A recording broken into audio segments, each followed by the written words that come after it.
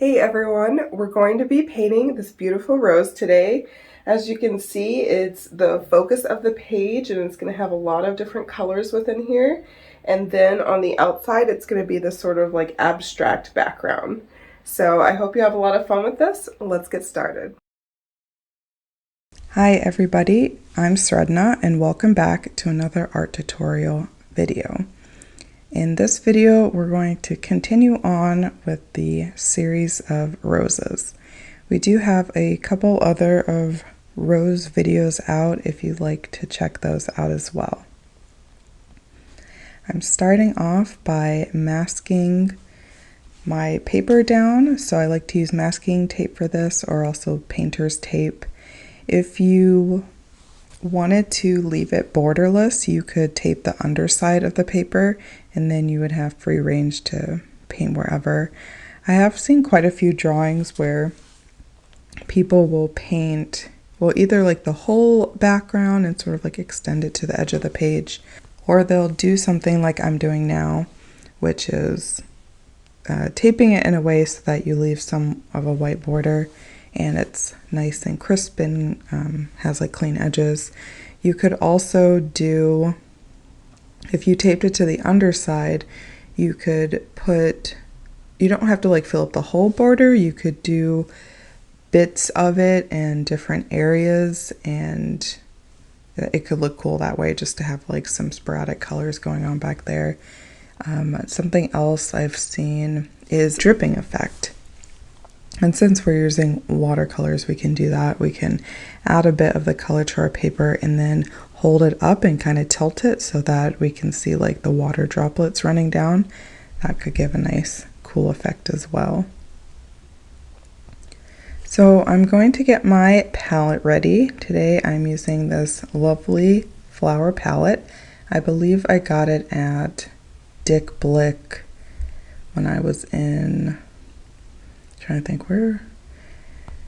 Yeah, I think at the time I was living in North Dakota, but then I think the nearest Dick Blick might have been, it looks good, like why am I adding more?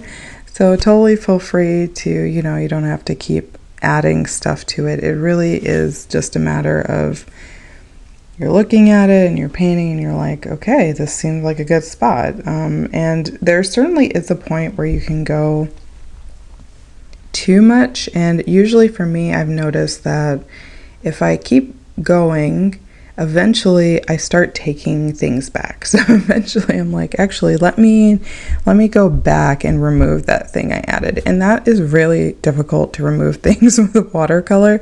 So I think nowadays I'm more so like, okay, don't get to that point where you have to start, like I kind of tell myself that as I'm adding something. I'm like, are you gonna remove this in a little bit? Because it would not be worth it to, go through all of that.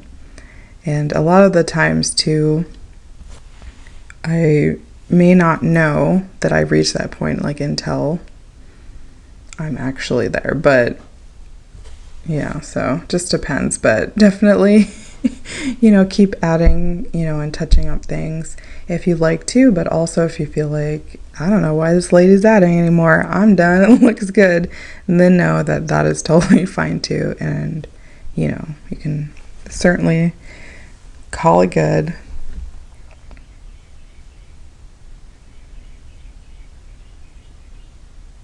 I almost like have to set a timer for myself. I'm like, how long am I gonna work on this? But it's really, I feel like my eyes are very happy with how it's looking, so I feel like it's very, we're getting there. There isn't, and what I mean by that is like there isn't anything that my eyes are sort of picking up and like staying too long in one spot, like what's going on over there. It's like, okay, yeah, it looks like a nice rose. Well, thank you everyone for joining me in the tutorial. Hope you had a lot of fun making your rose painting, and I hope to see you in the next video. Take care. Bye.